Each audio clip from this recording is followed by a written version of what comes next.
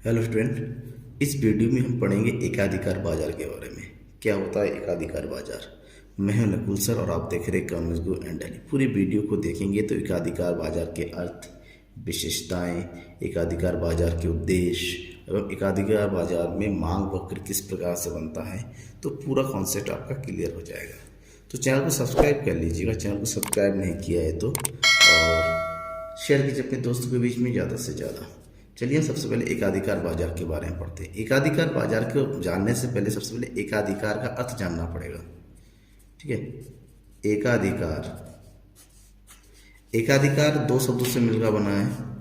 एक है एक प्लस अधिकार।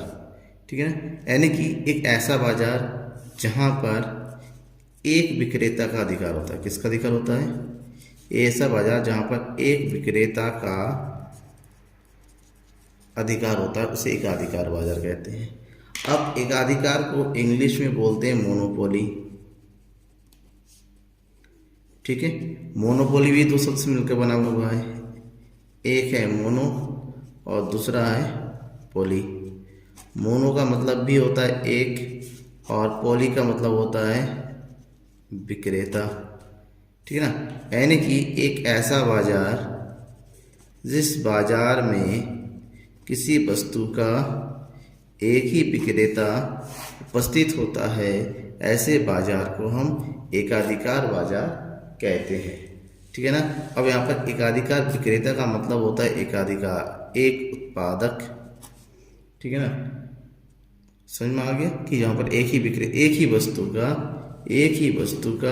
एक ही विक्रेता होता है या एक ही उत्पादक होता है, तो ऐसे बाजार को हम एकाधिकार बाजार कहते हैं। ठीक है, इसका मतलब यही हुआ कि सबसे पहले ये एकाधिकार बाजार की वह स्थिति है, क्या है?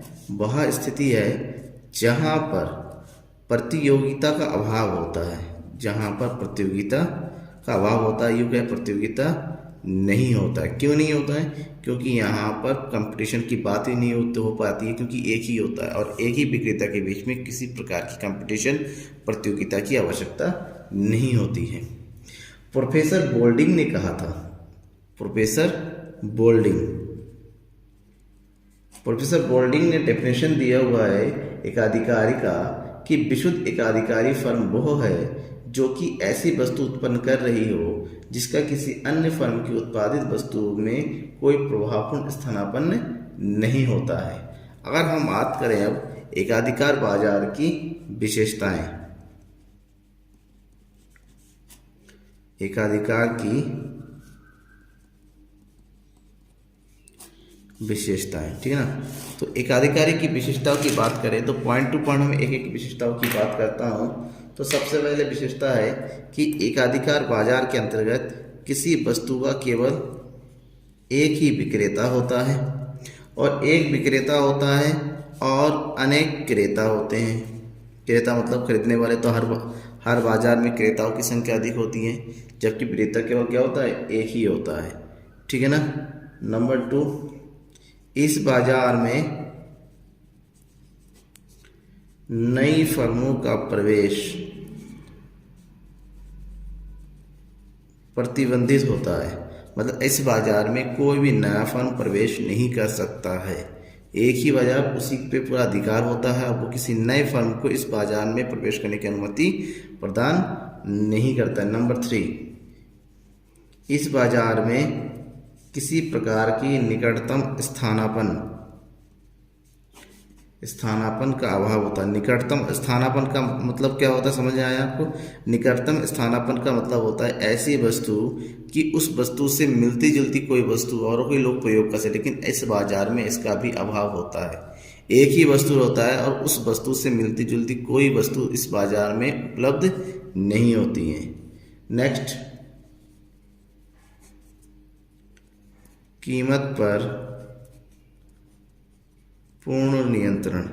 इस बाजार में कीमत पर पूर्ण नियंत्रण किसका रहता है? विक्रेता का होता है, एकाधिकारी का होता है। वो मैक्सिमम अधिकतम लाभ कमाने के लिए वस्तु की कीमत का निर्धारण करता है। नेक्स्ट पॉइंट, कीमत विभेद। इस बाजार में कीमत विभेद उत्पन्न होता है। कीमत विभेद का मतलब होता है कोई एक ही वस्तु होती है, विक्रेता एक ही वस्तु को अलग अलग उपभोक्ताओं को अलग अलग उपभोक्ताओं को अलग अलग कीमत पर बेचता है। यानी कि एक ही वस्तु को अलग अलग उपभोक्ताओं को अलग अलग कीमत पे बेचना ही कीमत विभेद कहलाता है, जो कि इस बाजार में उपस्थित होता है। ठीक है ना। तो ये हो गई प्रमुख विशेषताएं एकाधिकारी की। अगर हम बात करें एकाधिकारी बाजार के प्रमुख उद्देश्य क्या है, एकाधिकार के प्रमुख उद्देश्य, तो किसी भी एकाधिकारी का प्रमुख उद्देश्य होता है क्या कमाना, लाभ कमाना, अधिकतम लाभ। ठीक है ना। तो एक एकाधिकारी फर्म का मुख्य उद्देश्य अपने लाभों को क्या करना है, अधिकतम करना होता है, अधिकतम लाभ कमाना होता है। इसलिए वस्तु की कीमत को अपने अनुसार कैसा रखना चाहता है, किसी वस्तु की कीमत को अधिक से अधिक कीमत रखना चाहता है। किंतु हमेशा ध्यान में रखिएगा, किसी वस्तु की कीमत जब हद से ज़्यादा हो जाती है तो उस वस्तु की बिक्री कम हो जाती है। ऐसे कि यहाँ पर प्रोफेसर मार्शल ने कहा था कि एक अधिकारी का स्पष्ट उद्देश्य अपनी पूंजी की मांग को इस प्रकार समायोजित करना नहीं है कि कीमत जिस पर अपनी वस्तु को बेच सकता है इसकी उत्पादन लागत को ही पूरा करे, बल्कि इस प्रकार करना है कि उसको अधिकतम शुद्ध एकाधिकारी लाभ प्राप्त हो गए। प्रोफेसर मार्शल ने बहुत बढ़िया से कहा है कि उसका लाभ इस प्रकार से होना चाहिए कि जितना भी उसकी वस्तु की कीमत रखें उस कीमत से अगर उसकी उत्पादन लागत घटा दे तो उसको किसकी प्राप्ति हो, लाभ की प्राप्ति हो, जो कि उसका अधिकतम लाभ होना चाहिए। ठीक है ना। Thank you.